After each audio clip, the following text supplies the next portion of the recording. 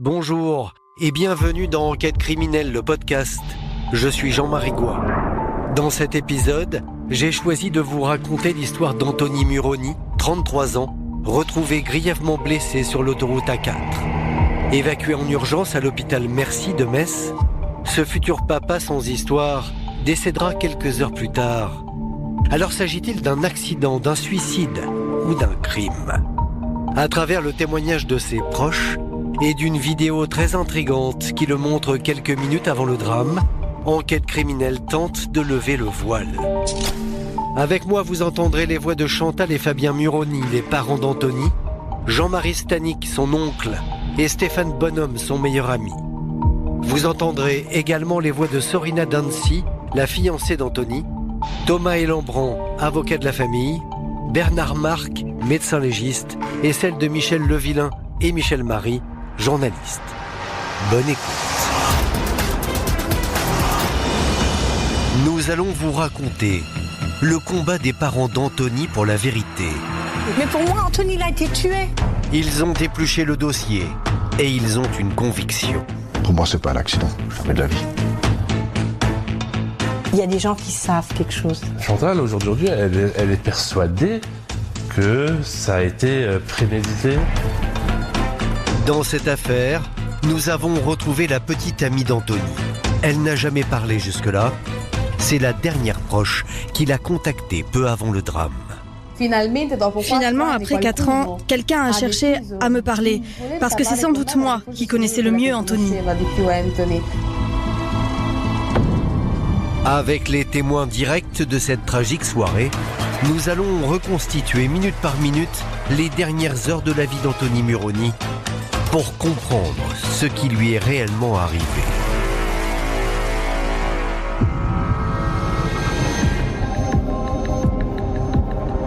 Ce 7 mars 2020, tout commence à 2h26 par un appel d'urgence au PC de surveillance de l'autoroute. Un homme appelle la SANEF pour dire qu'il a percuté quelque chose. La voiture a fait un à-coup, il s'arrête un peu plus loin, la voiture est un peu endommagée, il y a un phare, un clignotant, des choses qui sont tombées. Il les ramasse, sort de l'autoroute et prévient les secours. Il dit j'ai roulé sur quelque chose. Il ne dit pas sur quelqu'un, il dit sur quelque chose. Est-ce que c'est un animal mort? Est-ce que c'est un paquet tombé d'un camion? En fait, il n'en sait rien. Parce qu'à aucun moment, il est allé voir à l'endroit où il avait roulé sur le quelque chose en question. En fait, le conducteur n'a pas roulé sur un animal, ni sur un objet, mais sur un homme. Le corps a été retrouvé sur l'autoroute A4, direction donc Strasbourg-Paris, donc en direction de Paris. Il était sur la voie de gauche, à hauteur de la commune de Bétain.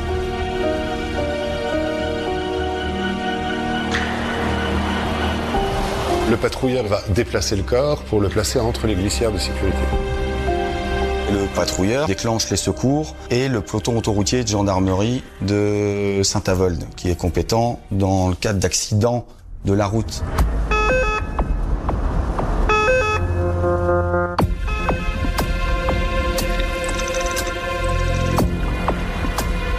Et ces secours vont partir avec la personne encore un tout petit peu vivante à, je crois de mémoire, 5h10 du matin.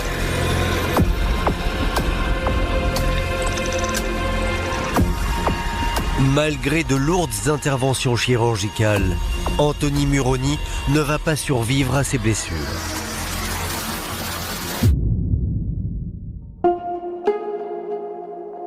À son réveil, Chantal Muroni ignore tout du drame qui s'est joué pendant la nuit. Je rentre dans la chambre chez Anthony et je vois qu'Anthony n'est pas là.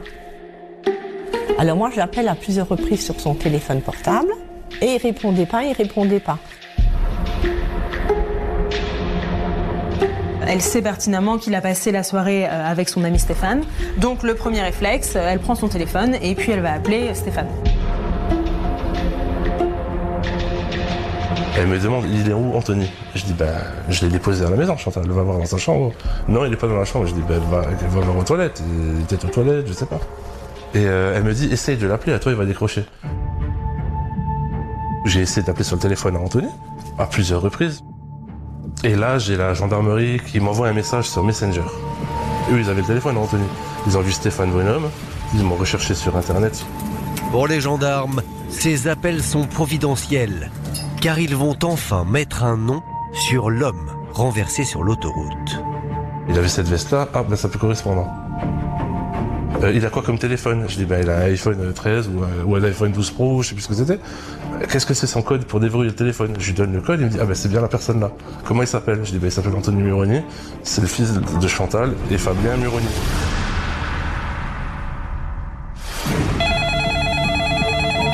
Mon téléphone sonne à plusieurs reprises. Et là, c'est la gendarmerie de l'autoroute de Saint-Avold, en me disant que je dois me rendre d'urgence à l'hôpital de Mercy, que mon fils avait eu un accident. J'ai cru que c'était un cauchemar, que c'était pas vrai. Je dis, Chantal, qu'est-ce qui se passe? Elle n'arrivait pas à me le dire. Elle m'a dit, Anthony a eu un grave accident, il faut aller à l'hôpital tout de suite. Elle sait que c'est grave, mais ils avaient encore énormément d'espoir. Et bien sûr, en tant que parent, on se raccroche à cet espoir-là.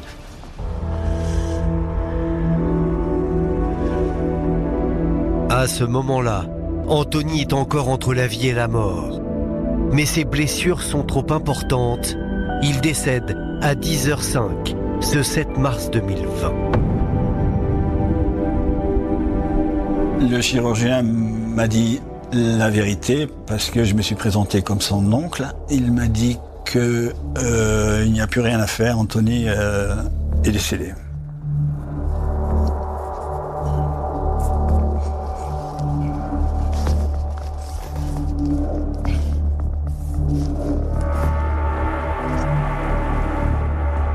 Je crois 5 minutes avant qu'on arrive, il est décédé.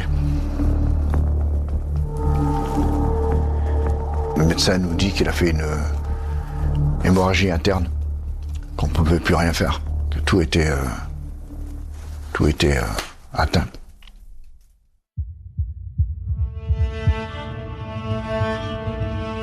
Ma sœur a poussé un hurlement et puis ça s'est arrêté net à ce moment-là. Je connais l'amour immodéré, l'amour infini qu'elle a envers son fils. Elle a perdu tout ce qu'il pouvait y avoir d'important pour elle dans sa vie. C'était là, c'était son fils. Happy birthday to you. Voilà, toute sa vie, toutes les choses qu'elle a accomplies, c'était que pour lui. Voilà, bravo chérie. J'étais tellement choquée que j'ai même pas demandé de quoi il est décédé, qu'est-ce qui s'est passé. Si elle m'est tombée sur la tête, tellement j'étais... Après, on réagit pas tout de suite, on croit que c'est pas vrai. On croit que ça peut pas nous arriver. Le choc. Ouais. C'est indescriptible. La douleur que j'ai ressentie à ce moment-là, c'est indescriptible. Je reçois un message de Chantal où il est écrit « Anthony est mort ». Je n'y croyais pas, absolument pas. Ce n'était pas possible, parce que quelques heures avant, on était au téléphone ensemble. Très vite, au chagrin s'ajoute l'incompréhension. En effet, lorsque les proches d'Anthony apprennent les circonstances du drame, cela leur paraît forcément suspect. Malgré la douleur, j'essaie de comprendre ce qui s'est passé. Je pensais qu'il s'était fait percuter sur l'autoroute, puisqu'on m'a dit que... Non, il s'est fait écraser sur l'autoroute.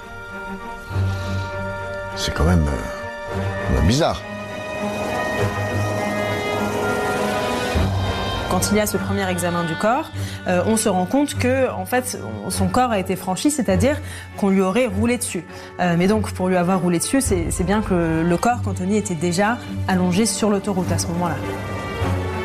Nous avons demandé au docteur Marc, un éminent légiste, de bien vouloir nous donner son analyse concernant les blessures d'Anthony Muroni.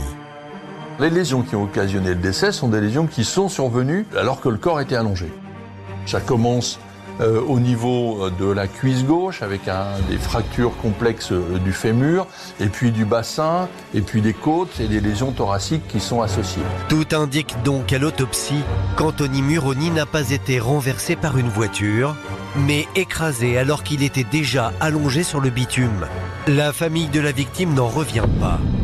Couché sur l'autoroute, une voiture lui aurait roulé dessus. Je suis très, très surpris de savoir qu'Anthony était présent sur l'autoroute, couché. C'est quelque chose que j'ai eu du mal à comprendre. Il n'avait pas une seule égratignure nulle part, on voit nulle part. Il avait juste un bandeau au niveau du ventre. Anthony, il était beau. Il n'avait aucune trace au niveau du visage. On avait l'impression qu'il dormait. Ses mains étaient intactes, sa figure, son visage était intact. Il n'y avait rien. Rien du tout. Anthony Muroni avait-il décidé de se donner la mort ce soir-là en s'allongeant sur l'autoroute, dans l'attente qu'une voiture lui roule dessus? Pour la famille, cette thèse est totalement fantaisiste. J'ai demandé aux gendarmes de me donner le nombre de ce genre d'accidents. Il m'a répondu que c'est à peu près 2 à 3 par an. Je comprends pas. Chantal et Jean-Marie ont le sentiment que l'affaire est prise à la légère et que cela cache quelque chose. En fait, vous allez voir que sans une série de décisions malheureuses, Anthony serait peut-être aujourd'hui encore en vie. D'abord, l'automobiliste qui aurait écrasé le jeune homme n'aurait pas pris la mesure de la gravité de la situation. Quand il a percuté quelque chose, d'après ses dires, il est un peu plus loin, il s'est arrêté, il a ramassé ses débris. Il n'a pas cherché à comprendre ce qu'il a renversé ou percuté, il n'a pas cherché à comprendre. Si on avait dit j'ai roulé sur quelque chose qui pouvait être un homme, on aurait appelé immédiatement les services d'urgence. Et là, on va appeler un patrouilleur.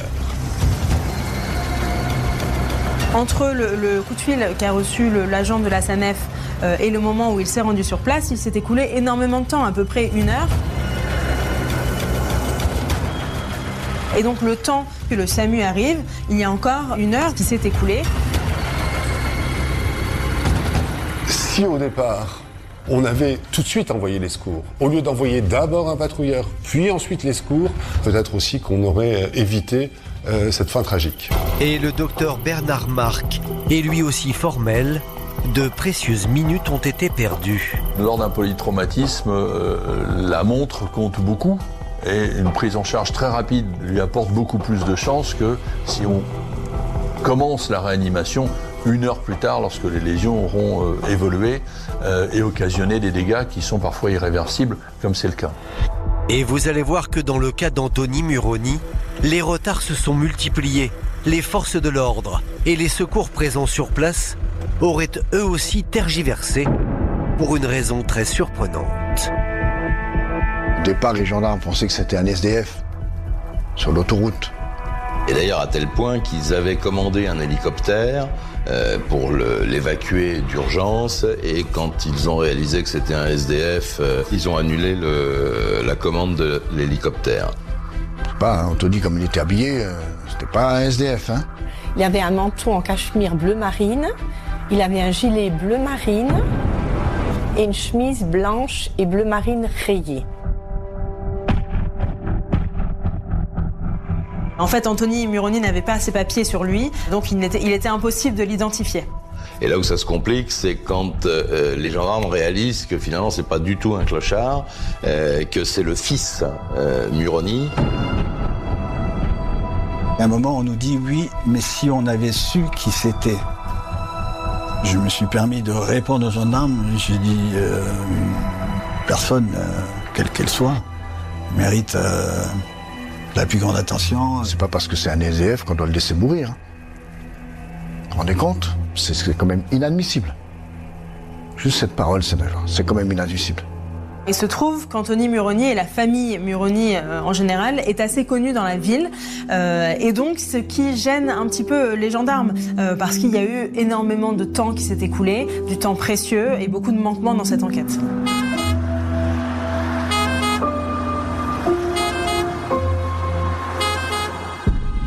La famille se demande si ce ne serait pas pour masquer ces dysfonctionnements que l'enquête a vite été orientée vers l'accident.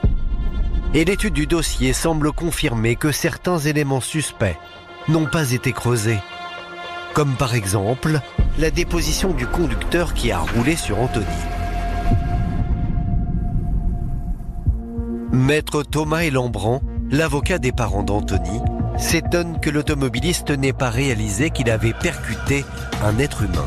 Cette personne prétendra n'avoir jamais vu qu'un objet qu'elle aurait heurté. C'est difficile à croire. Le chauffeur déclare aux gendarmes qu'il a été ébloui par les phares du camion qu'il venait de doubler. Ce qui expliquerait, selon lui, qu'il n'ait pas vu sur quoi il roulait. La personne qui a roulé sur le corps d'Anthony s'explique en disant qu'à ce moment-là, il y avait un camion devant lui, il a voulu le dépasser, donc il se déporte sur la voie de gauche et c'est à ce moment-là qu'il roule sur le corps d'Anthony. Donc en fait, la visibilité était complètement réduite au moment du dépassement du camion. Le problème, c'est que l'automobiliste va être contredit. Car dans la voiture, au moment de l'accident, il n'est pas seul. Il voyage avec ses parents et son père donnera une autre version des faits. Le papa du conducteur, dans sa déposition, il dit bien qu'au loin, il voyait une ombre. Quand on voit un obstacle sur une route, on commence déjà à ralentir pour voir ce que c'est. On continue pas à plus de 120 km/h. Et puis, le comportement de cet automobiliste, après le supposé accident, pose lui aussi question. Ce conducteur ne va pas rentrer chez lui, qui va couper son téléphone portable. Les enquêteurs n'arriveront qu'à le joindre à 8h du matin. Ah, ça pose aussi un problème parce que, imaginons qu'il avait consommé de l'alcool ou éventuellement des stupéfiants. C'est trop tard pour faire un quelconque prélèvement. Donc ça aurait été intéressant, peut-être, me semble-t-il, de fermer au moins cette porte-là. À cela, il faut ajouter son manque total d'empathie, dont il fera preuve lorsqu'il sera interrogé par les gendarmes. Il va déclarer qu'il n'y peut rien, qu'il ne se sent pas responsable, et il va avoir ce propos pour le moins malheureux. Vous voulez quoi de moi? Vous n'allez quand même pas attendre que je chiale. On tue quelqu'un et on ne va pas se mettre à pleurer. C'est quand même grave. C'est affreux. C'est tout simplement inhumain. On ne peut pas réagir comme ça. Alors, que cache ce détachement? Le conducteur savait-il qu'il avait roulé sur un homme? En tous les cas, il ne fait l'objet d'aucune poursuite. Au contraire, il bénéficie du statut de témoin protégé. Le gendarme me répond, ce sont des gens très bien, ils n'ont rien à se reprocher. De toute façon, ils n'auront rien, parce que votre fils, il n'avait rien à faire sur l'autoroute. Qu'est-ce que mon fils faisait sur l'autoroute? Qu'est-ce que mon fils faisait sur l'autoroute? Le lieu du drame interroge aussi, parce que de retrouver un corps qui gît comme ça sur l'autoroute au milieu de nulle part, c'est assez inédit. Voici le trajet qu'aurait emprunté Anthony ce soir du 7 mars 2020. La journaliste Yasmine Muffoletto s'est rendue sur place. Elle a pu constater que l'accès à l'autoroute est particulièrement compliqué. Il faut 5 minutes à peine en marchant du domicile à l'autoroute.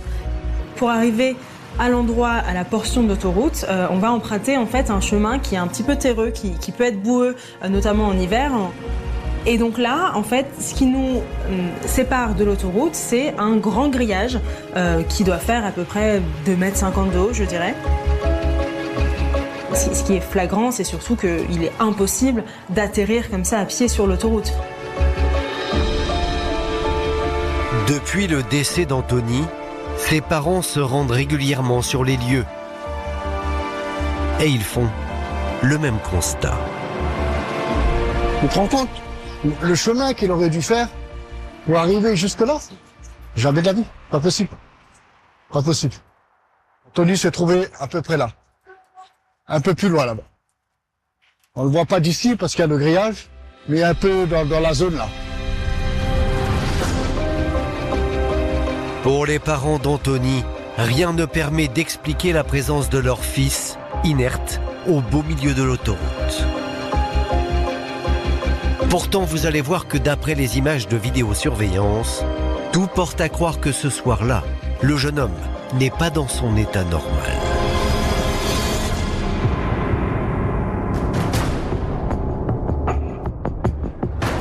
Pour comprendre comment Anthony aurait pu se retrouver sur l'autoroute, il faut revenir au début de la soirée du 7 mars 2020. Anthony me demande de venir le récupérer à la boutique, sa boutique de vêtements, puisque sa maman devait partir un peu plus tôt. Il était content d'aller dîner avec Stéphane. Le fait qu'il soit parti avec Stéphane, moi j'étais rassurée. Et puis on a été manger au kebab et après on a été boire un coup. Des bières, de la vodka Red Bull peut-être, mais pas à grande dose en tout cas. Pourtant, de l'alcool, on va en retrouver dans le sang d'Anthony et en grande quantité. Il avait un taux d'alcool qui était très élevé, 2,7 grammes, ce qui est très très élevé pour quelqu'un qui n'a pas l'habitude de boire. Au taux où on le retrouve, il faut avoir consommé un alcool fort en quantité, probablement au-delà d'un demi-litre, voire presque 1 litre d'un alcool fort. Moi, quand je dépose devant chez lui, pour moi, il n'a pas 2,8 grammes quand je dépose à la maison. Ça, là-dessus, c'est impossible. De toute façon, on le voit à la caméra, on le voit marcher à la caméra. Moi, quand il me parle dans la voiture, on le voit à la caméra qui me fixe en plus. On le voit, il me regarde droit dans les yeux. Il bafouille. Pour moi, non. Non. Non. Stéphane, l'ami, semble minimiser l'état physique dans lequel se trouvait ce soir-là le fils Muroni. Cependant, tout indique qu'Anthony n'était pas dans son état normal. Souvenez-vous, sur la vidéosurveillance, ses faits et gestes semblent incohérents. On le voit se rapprocher des sonnettes mais ne pas sonner, se rapprocher de la porte mais apparemment ne pas toquer à la porte, rester 3 ou 4 minutes devant l'entrée. Il a l'air très légèrement, je sais pas si le mot agité, mais il cherche quelque chose. Il est dans une situation qui n'est pas non plus totalement sereine. Est-ce qu'il cherche des clés? Il n'a pas les clés pour rentrer. Est-ce que c'est ça? Et s'il n'a pas les clés pour rentrer, les habitudes d'Anthony, c'est de sonner et sa mère se lève. Il est allé à sa voiture et il a essayé d'ouvrir sa voiture. Et comme il a vu que sa voiture était fermée, il a fait demi-tour et il est reparti. Alors que manifestement, sa prime intention était de rentrer chez lui.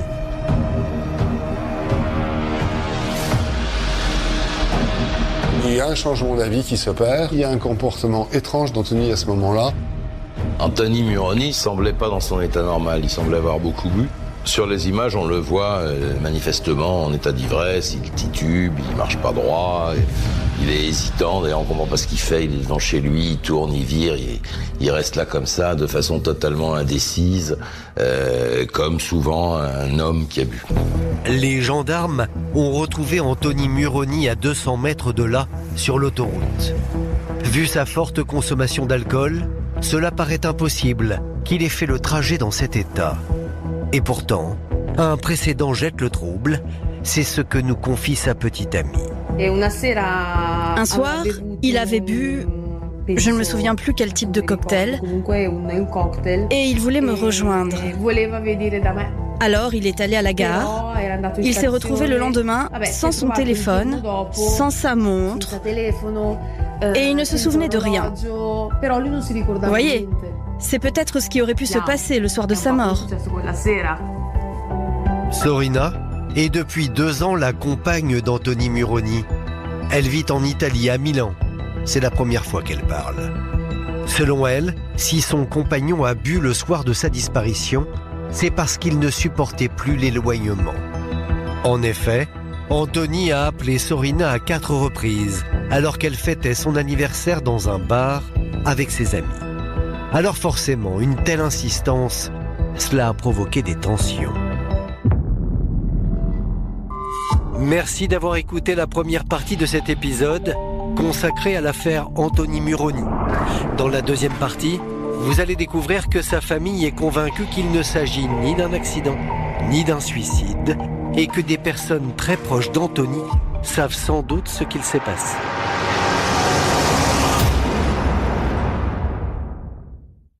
Bonjour et bienvenue dans la deuxième partie du podcast Enquête criminelle.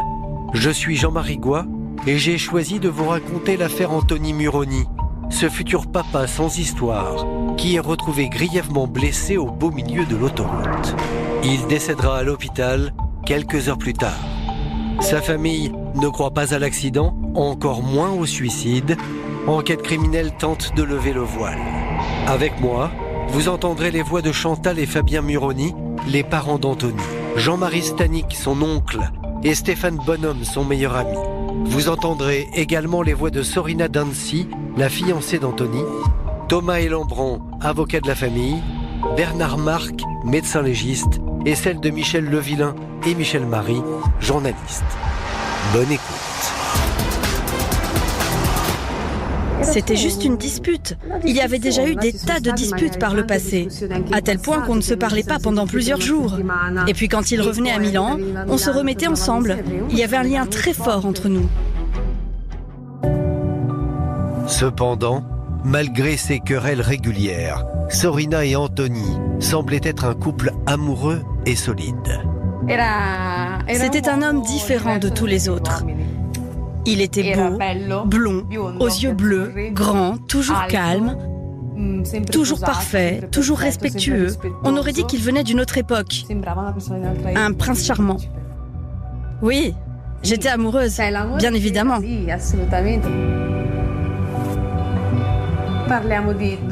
Nous étions tous les deux jeunes et c'est normal de se disputer.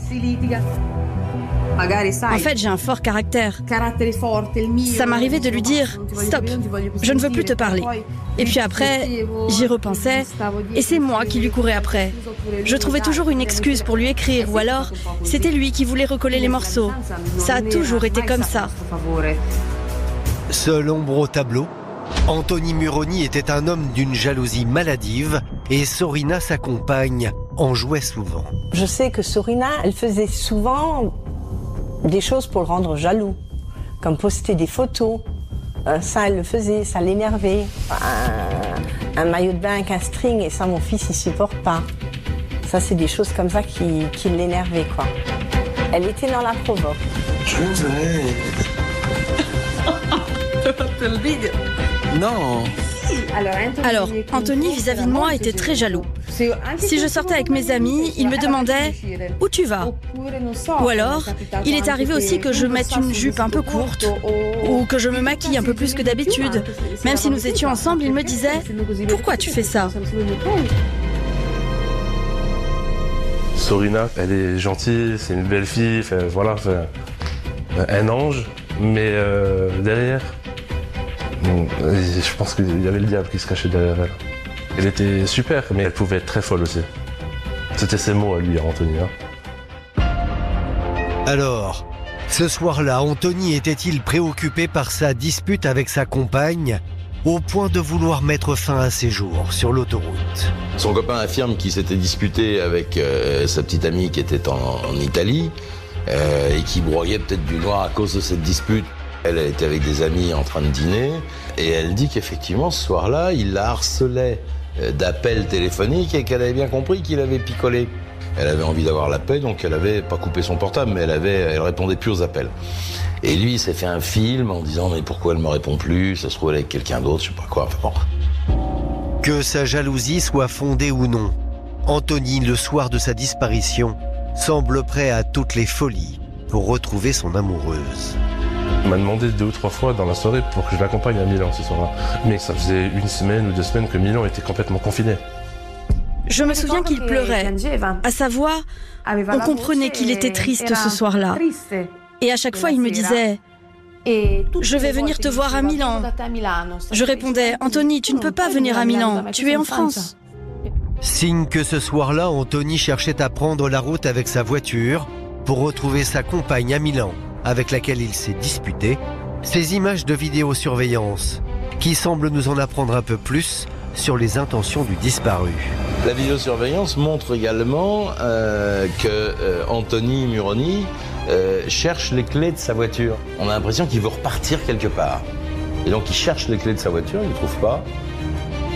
Et là on peut se poser la question de savoir s'il ne serait pas descendu sur l'autoroute pour faire du stop. Anthony Muroni a-t-il été ce soir-là sur l'autoroute à pied pour faire du stop? C'est possible, mais pas prouvé par l'enquête. Le jeune homme était-il dépressif?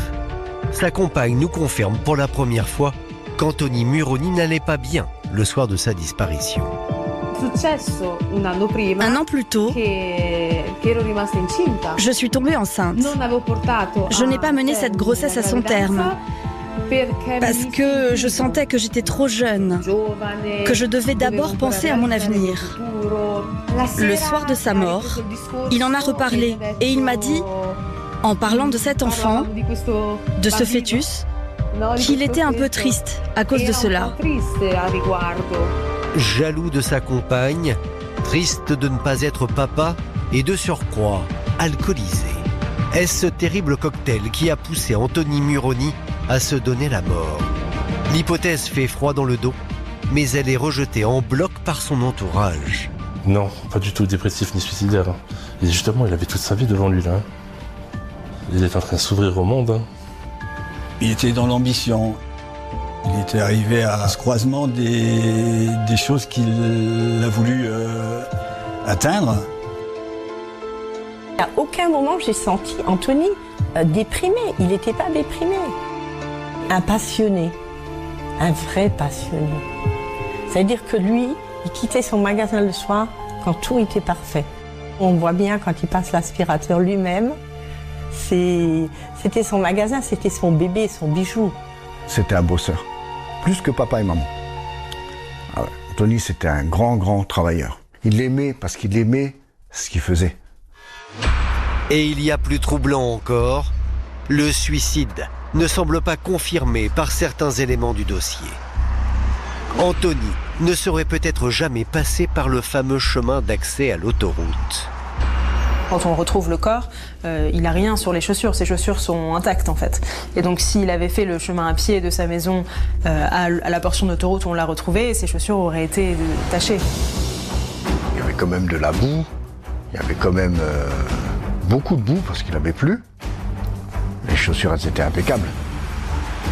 S'il avait voulu escalader le grillage, il y aurait eu des lamelles de cachemire.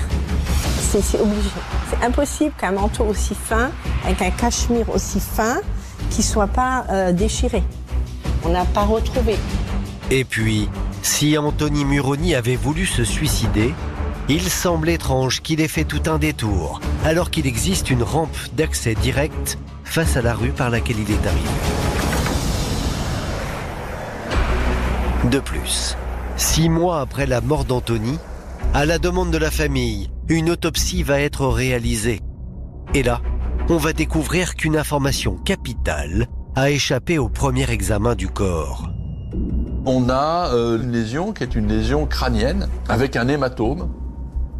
Et au niveau du crâne, pas de fracture. La boîte crânienne n'a pas été franchie.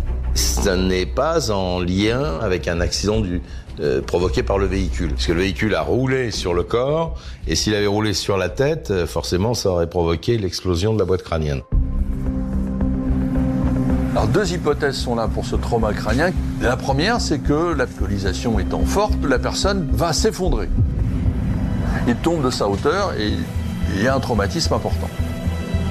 Maintenant, que ce jeune homme soit descendu ivre-mort sur l'autoroute et qu'il soit tombé en plein milieu de l'autoroute me paraît assez improbable. Deuxième hypothèse, il reçoit un coup donné par on ne sait qui et le corps va être laissé sur l'autoroute. Déposer un corps sur l'autoroute, c'est pas une mauvaise idée. C'est une très mauvaise idée judiciairement parlant. Mais pour échapper à sa responsabilité pénale, c'est pas une si mauvaise idée. Est-ce qu'il a été tapé? Est-ce qu'on lui a donné un coup? On ne sait pas. Anthony, il a été tué. C'est possible. C'est possible. Et puis là, le corps est là, on ne sait pas quoi en faire. Il y a 150 mètres à descendre, on le bascule sur l'autoroute. C'est possible aussi. Mais en tout cas, c'est plus un suicide, là, c'est un crime. Alors, et si la piste criminelle était la bonne? Qui aurait pu s'en prendre à Anthony? Et pourquoi? Pour tenter de le comprendre, il faut revenir aux images de vidéosurveillance. Souvenez-vous, Anthony est devant chez lui, puis il rebrousse chemin et se dirige vers la route. La caméra le perd de vue, mais il y en a une autre, un peu plus loin, à l'angle de cet entrepôt. Donc ici, on voit Anthony, on le voit passer ici. Nous n'avons pas ces images, mais les parents d'Anthony les ont visionnées. On le voit bien aller jusque-là. C'est à ce niveau-là qu'il a commencé à courir. Et là, à partir du tournant, il a commencé à courir. On ne sait pas pourquoi. Anthony a commencé à courir à partir de là.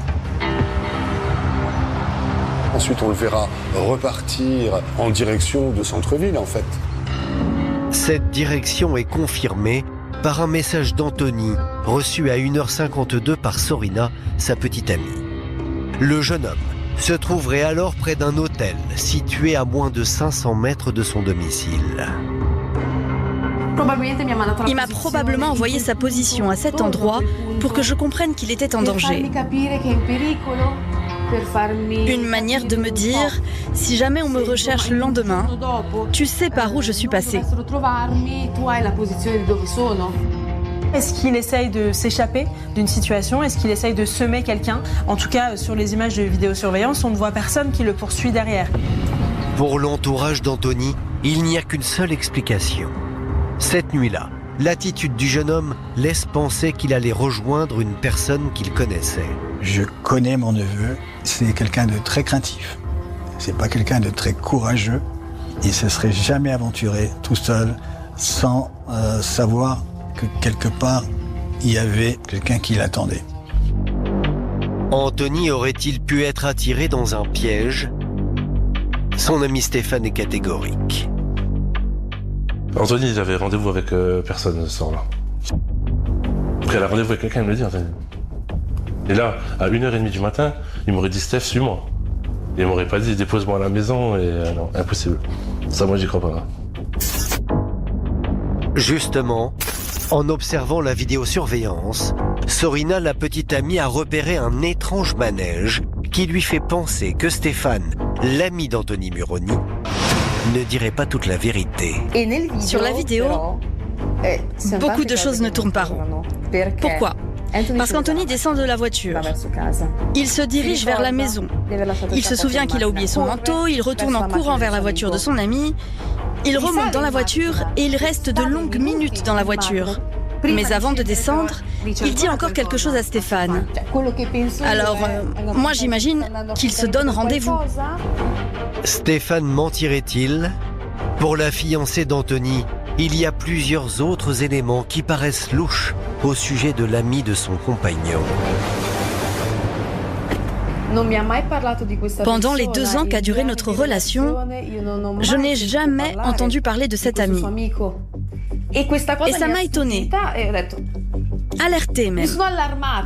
Il y a quelque chose qui ne va pas. Anthony, je le voyais beaucoup quand il n'était pas à Milan. Et quand il était à la maison, tout simplement, on se voyait quasiment tous les jours. C'était comme mon frère, c'était pareil.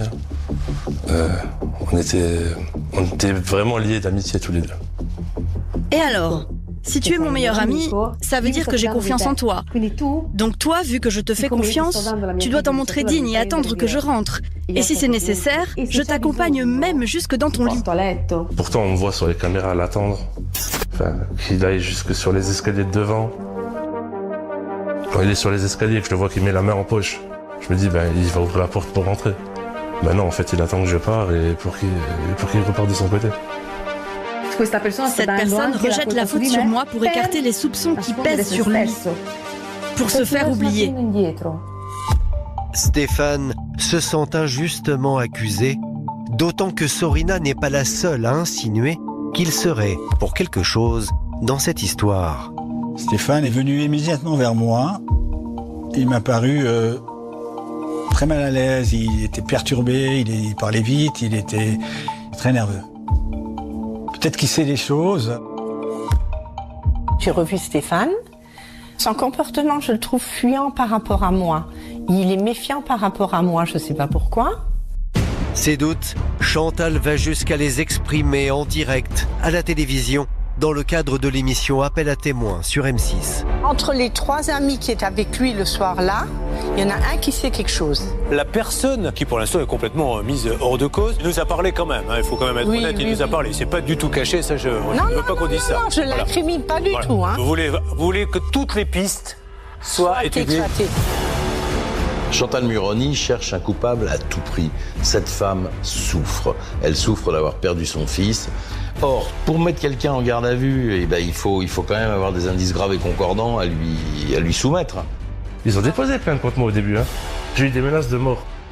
À 2h du matin, je recevais des cercueils en photo sur WhatsApp avec des gens morts dedans. C'est un peu glauque comme situation. Ces reproches de toutes parts, Stéphane les aurait très mal vécus. Aujourd'hui, je suis sous antidépresseur. Parce que je suis pas bien. Je déprime. Depuis qu'Anthony n'est pas là, je déprime.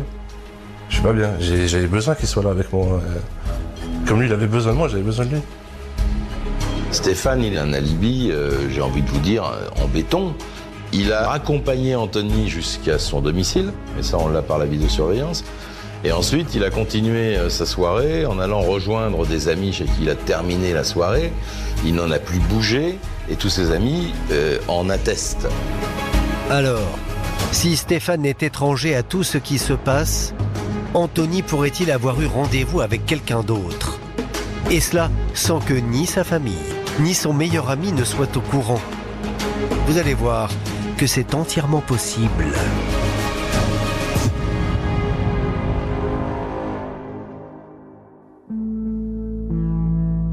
En fait, Anthony était un garçon très secret.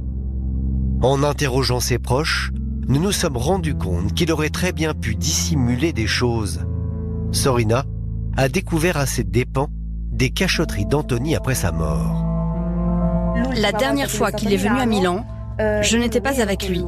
Il était avec une autre femme. J'ai découvert qu'il y avait une autre femme après sa mort. Je surveillais les gens qui publiaient des photos de lui, qui l'identifiaient sur les réseaux sociaux. Et parmi elles, une femme qui un jour poste une photo où elle pose avec un oreiller. Et j'ai reconnu le lit. Parce que c'est moi qui dormais dans ce lit. Et là, je me suis dit, oh, il y a quelque chose qui cloche. Anthony avait donc son jardin secret.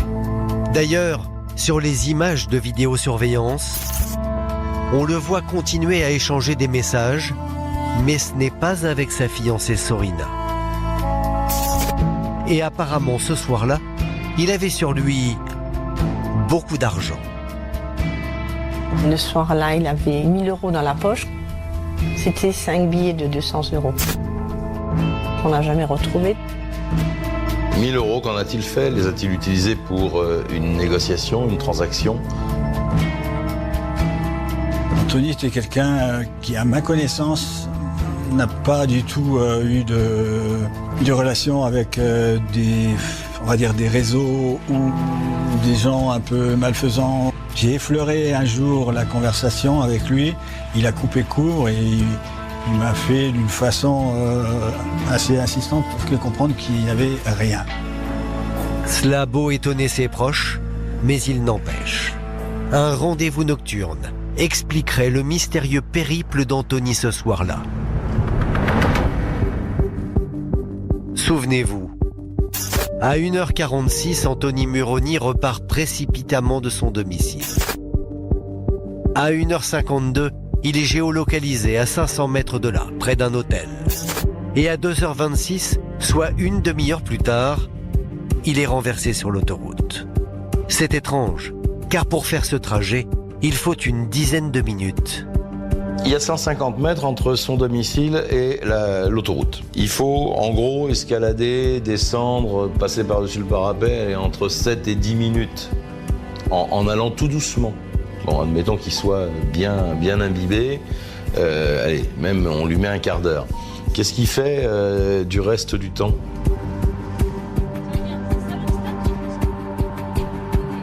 C'est un témoignage arrivé 4 mois après les faits qui semble apporter la réponse.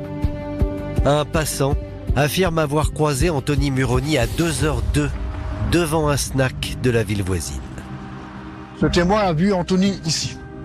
Voilà, exactement ici. On ne sait pas ce qu'il faisait. Il a vu tout seul, il était là en train de marcher, il attendait quelqu'un. D'après lui, il attendait quelqu'un. Le problème, c'est que ce témoignage arrive trop tardivement. Impossible de le confirmer.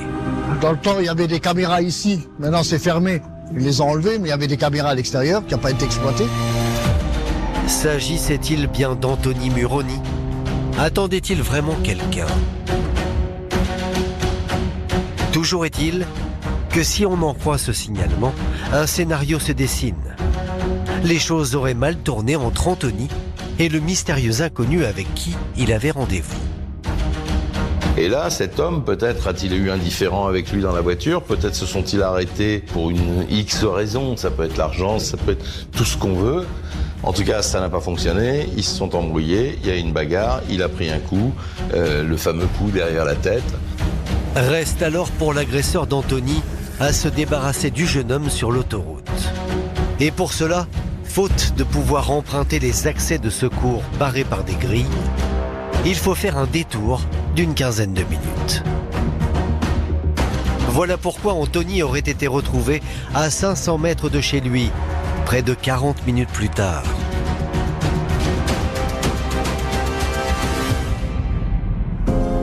Mais avec cette hypothèse du rendez-vous qui tourne mal, il y a un problème. Il est impossible aujourd'hui d'identifier l'éventuel interlocuteur et agresseur d'Anthony, car à l'hôpital, lors de sa prise en charge, les secours ont commis une terrible erreur. Ils me rendent que la montre. Et les vêtements. L'infirmière me dit, les vêtements on les a jetés. Les pompiers l'ont jetés parce qu'ils étaient souillés. Je dis, mais les vêtements, moi je les veux, souillés ou pas. Ah, mais on les trouve plus. Sur ces vêtements, ces objets, les traces ADN, les éléments ADN peuvent être utiles. Bien évidemment, si on imagine que le corps a été posé, il a fallu le prendre au niveau des bras, au niveau des jambes. Tous ces éléments-là sont perdus. Et il n'y a pas non plus d'indice dans le téléphone portable d'Anthony. Malgré le drame, l'appareil est resté miraculeusement intact. Mais de façon totalement incompréhensible, il n'a pas été analysé par les gendarmes avant d'être restitué à la famille. Mon frère Jean-Marie, il me dit, mais Chantal, c'est pas possible, vous pouvez pas avoir le téléphone à Anthony. Ils n'ont pas fait d'investigation sur ce téléphone. C'est quelque chose qui paraît invraisemblable. C'est une éventuelle pièce à conviction qui est très parlante, puisque ça exprime un peu les derniers faits et gestes d'Anthony, peut-être les derniers appels, peut-être une géolocalisation, peut-être un tas d'informations qui pourraient être précieuses. Malheureusement pour ce pauvre garçon, les chances de voir aboutir une explication aux circonstances, aux conditions de sa mort semblent s'éloigner de plus en plus. Rien n'a été fait, tout a été bâclé. Alors aujourd'hui, la famille espère plus que jamais qu'un témoin providentiel se manifeste. Quelqu'un sait quelque chose. Seulement, vu qu'il n'a rien dit jusque-là, après 4 ans, c'est sans doute plus compliqué et plus difficile parce que tout le monde va lui tomber dessus. D'un autre côté, il faut se mettre à la place d'une mère qui a beaucoup souffert et continue de souffrir parce qu'elle a perdu le seul fils qu'elle avait et à qui elle a donné tout ce qu'elle avait.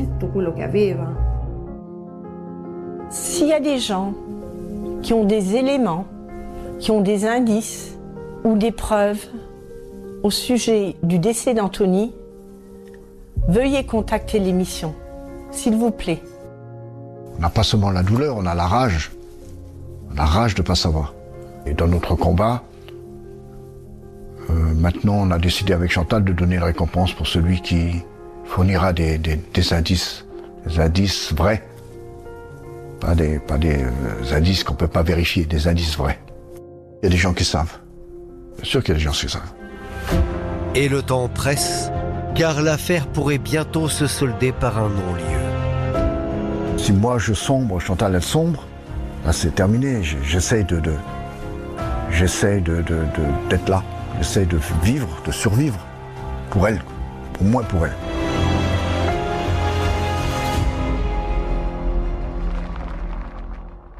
Merci d'avoir écouté cet épisode consacré à l'affaire Anthony Muroni, décédé dans d'étranges circonstances sur l'autoroute A4. N'hésitez pas à vous abonner à ce podcast afin de recevoir chaque semaine un nouvel épisode. Et bien sûr, s'il vous a plu, vous pouvez laisser un commentaire sur l'appli RTL, RTL.fr et toutes les plateformes partenaires. Je vous retrouve la semaine prochaine.